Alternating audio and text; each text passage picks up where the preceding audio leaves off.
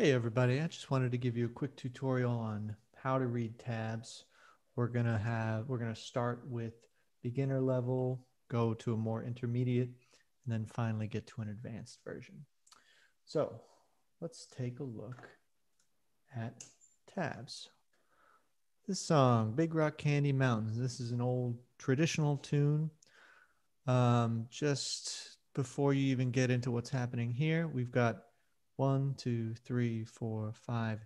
6 lines there. Those are representative of your strings: E, A, D, G, B, E.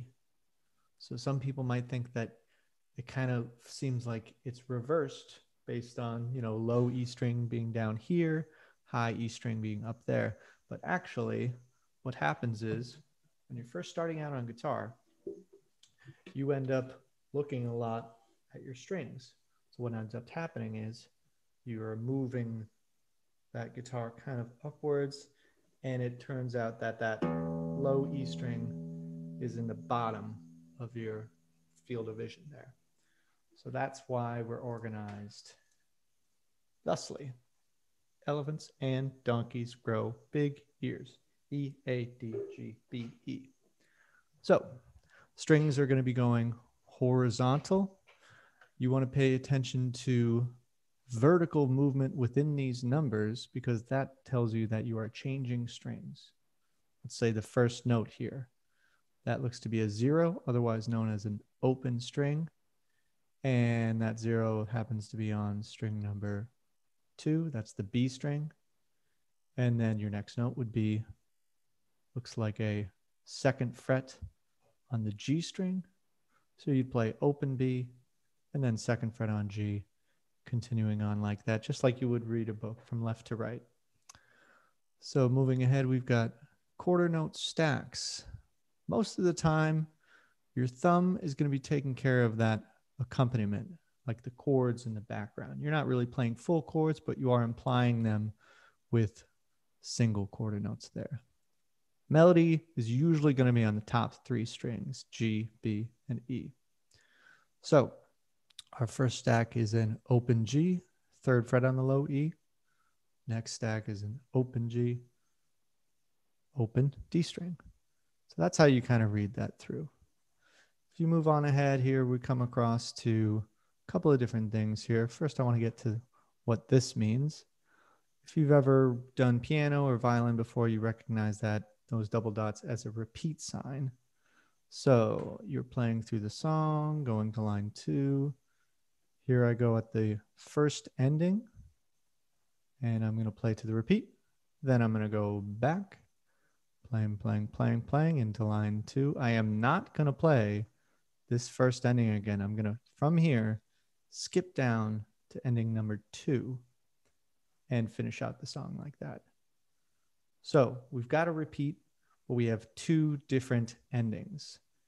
And this is notated like this just to save a little bit of room here. It saves us time to have to rewrite that because you're just playing the same 6 measures of music. So that is a level 1 tab song. Good luck. All right, so now let's take a look at something more difficult. So we're looking at In My Life by the Beatles. What do we see here? Familiar faces with the double dots, repeat signs, and the first and second endings. Some things new are hammer-ons and pull-off. So we know how to do hammers-on.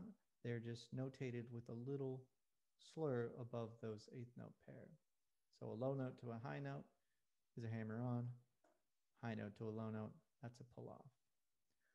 Other than that, different sections, verse, chorus, with a bunch of their different repeats and their different endings. This little section right here. So what we're looking at is a dotted quarter note. That's 1.5 beats, followed by 2 16th note brackets. 16th note being twice as fast as your 8th notes. So we're counting them with even more subdivisions. Usually it's 1 and 2 and 3 and 4, and with 16th notes, we got to have 4 little subdivided beats within every quarter note. 1E and a, 2E and a, 3E and a, 4E and a. Each one of those syllables being 1/16th note. So when does this occur? Looking at this dotted quarter note, this takes up 1.5 beats. So that's 1E and a, 2E and a with the 3/2 pull off. 1E and a, 2E and a with 3/2. So that can be pretty hard to do, but as long as you're feeling those quarter notes, feeling the eighth notes in between, then it's about feeling the 16th notes in between your eighth notes. Okay, that was In My Life, level 2 tab song. Good luck. All right, so now it's time to take a look at the most difficult in the finger picking category. This is going to be a level 3 song. This is my own arrangement. This is Basket Case by Green Day. Some things we haven't seen before. Obviously, we've just got a lot more eighth notes filling up all of those spaces there. Repeat signs, first and second endings. Now, as you get more complex, you're going to want to try and see chords within measures. So the least amount of movement you want to do in the left hand, it's kind of all about that. This is not strumming chords, but it's looking like it's made up of all the notes that are in your G chord. So you got G down, you can just kind of hit those notes when they come. What about this measure?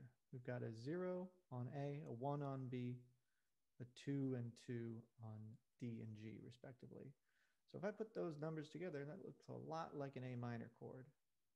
So you want to navigate from measure to measure as a chord. Let's see what else we've got here. This one, this is fifth measure here. 3, 3 on A and D, 1 on B, and 2 on the G string. You put that all together, what do you get? You get an F chord. So again, you want to move within an F chord shape. That allows you to have these nice overlapping notes if you keep those fingers down. That's what it's all about. Okay, hammer-ons. Hammer-on into a downbeat can be kind of tricky. We're used to feeling those pull-offs or hammer-ons starting on a quarter note. Right here, it starts on the beat 3. Here we've got a hammer-on that actually starts on the and of beat 2. So we've got to have a nice landing on the downbeat, which is something we haven't really done before. Plus, you got to get 1 down there. So what does this measure look like? 1, 3, 2, 1. Oh, 1, 2, 3. We got that over here, 1, 2, 3, and that was an F chord. This is an F chord too, but you need to have 1 down there. So that tells you that you should probably hit this as an F bar chord. What else we got? Slides, 3 to 5. So they're eighth notes. They're always going to be an eighth note pair. You're just going to take that finger and move it from 3 to 5. And it's indicated a slide by this little SL here. Forward slide here, backward slide there. And then classic pull off, repeat signs. We've seen that all before. What else? Yeah, the name of the game is just navigating within chord. These 2 different endings, this is obviously a riff, right? That's not really something that's original to the song, but it's a little riff we like to do. So that is a level 3 tab saw. Good luck.